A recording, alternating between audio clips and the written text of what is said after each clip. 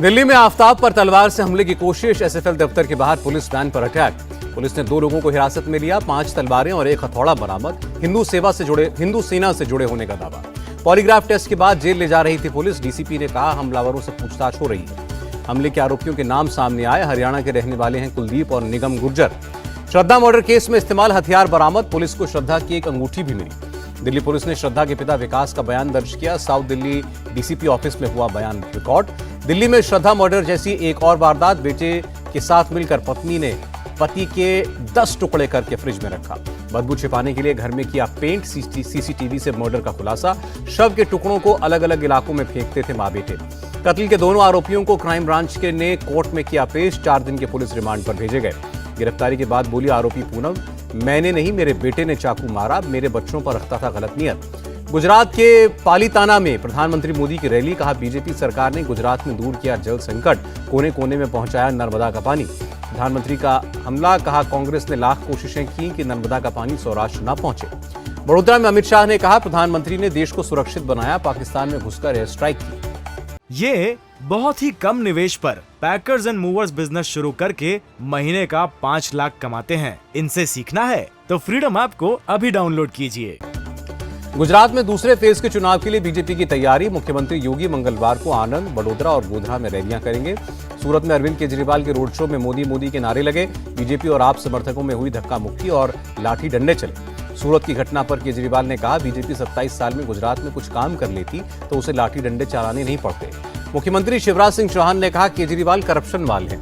गुजरात में तो सवाल ही पैदा नहीं होता। दिल्ली एमसीडी में भी उन्हें कुछ नहीं मिलने वाला।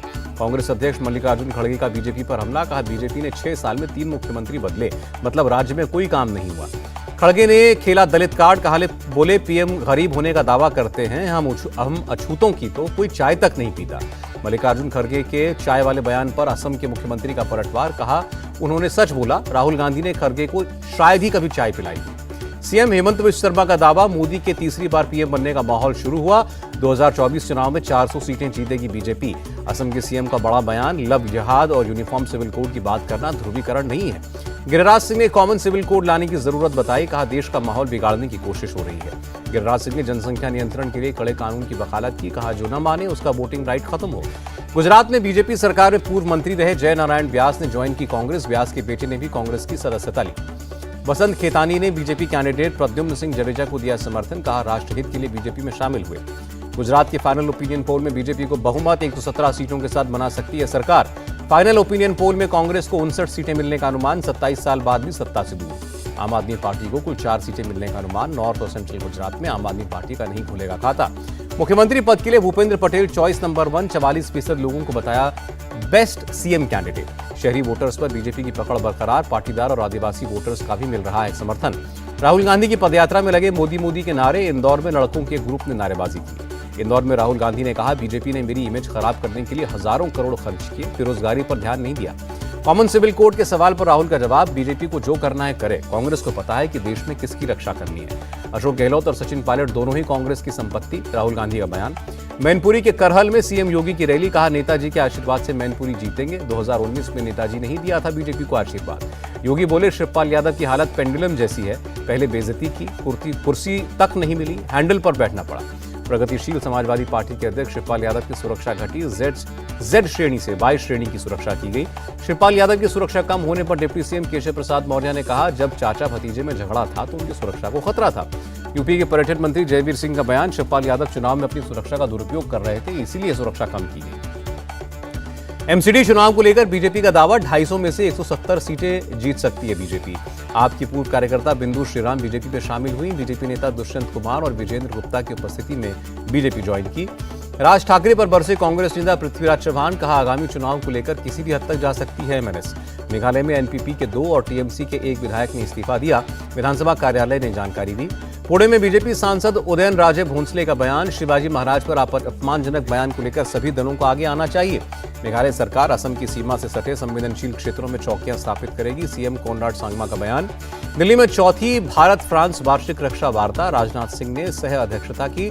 भारत दौरे पर हैं फ्रांस के सशस्त्र सेना मंत्री। बंगाल के नए गवर्नर सीवी आनंद बोस ने प्रेसिडेंट मुर्मू से मुलाकात की। राष्ट्रपति में राष्ट्रपति भवन जाकर मिले। उपराष्ट्रपति जगदीप धनखड़ का बयान, भारत में तेजी से निवेश बढ़ रहा है, दुनिया भर के लिए भारत निवेश के लिए पसंदीदा स्थान। अपने चयन पर विवादों के बीच उपराष्ट्रपति से मिले चुनाव आयुक्त अरुण गोयल की नियुक्ति पर सुप्रीम कोर्ट ने उठाए थे सवाल। सुप्रीम कोर्ट का केंद्र से सवाल, कोलेजियम से भेजे गए नामों को केंद्र ने अब तक मंजूरी क्यों नहीं दी। विदेश सचिव विनय मोहन क्वात्रा का कार्यकाल बढ़ा, 30 अप्रैल 2024 तक पद पर बने रहेंगे। ईस्टर्न नागालैंड पीपुल्स ऑर्गेनाइजेशन के सचिव का बयान, दिल्ली में 3 दिसंबर को अमित शाह के साथ होगी बैठक।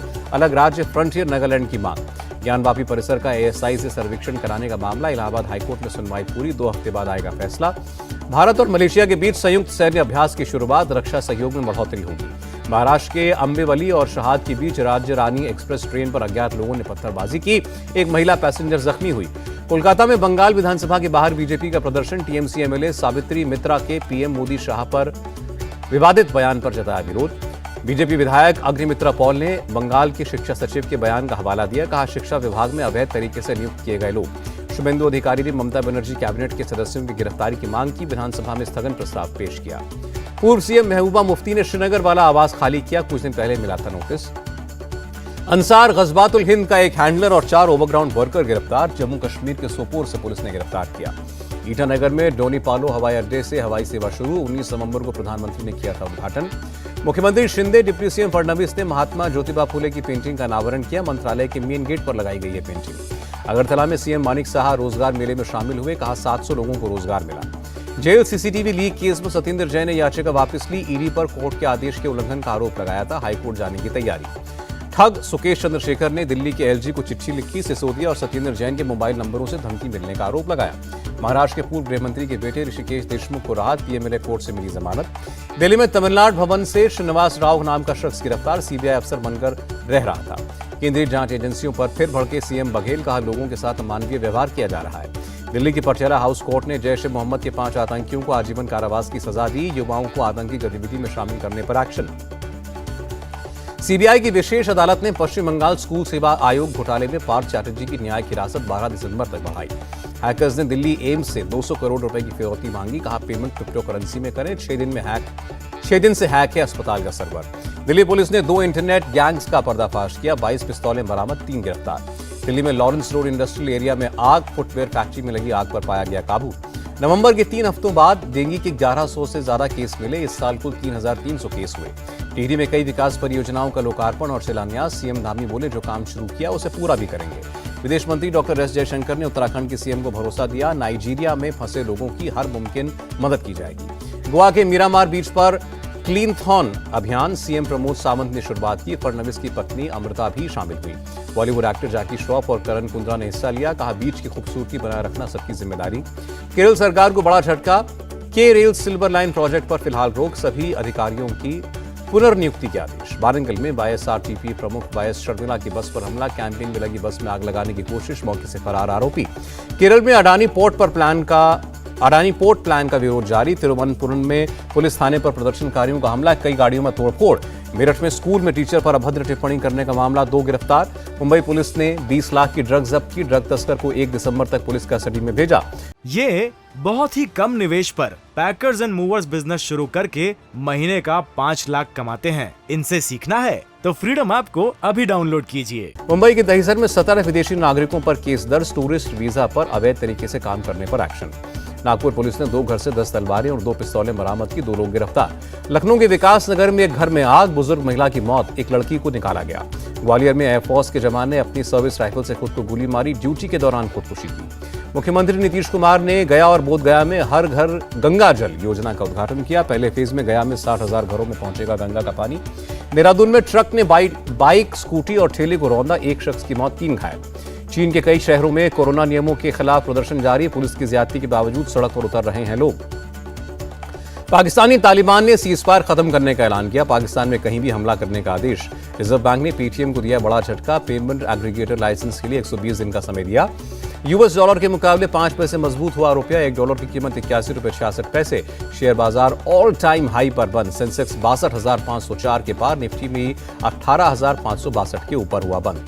इंडियन ओलंपिक एसोसिएशन के अध्यक्ष बनी पीटी उषा निर्विरोध चुनी गई। 53वें अंतर्राष्ट्रीय फिल्म महोत्सव का समापन समारोह, गोवा के सीएम समेत देश दुनिया की कई फिल्मी हस्तियां शामिल। केंद्रीय मंत्री अनुराग ठाकुर ने कहा, अंतर्राष्ट्रीय फिल्म महोत्सव भविष्य में और शानदार होगा। 282 से ज्यादा फिल्में दिखाई गई। समापन समारोह में बोले अक्षय कुमार, फिल्म की दुनिया में भारत सुपर पावर बनता जा रहा है, कई भाषाओं में बन रही हैं फिल्में। और एक्टर आयुष्मान खुराना ने कहा, गोवा के साथ एंटरटेनमेंट का तालमेल हमेशा अच्छा रहा है।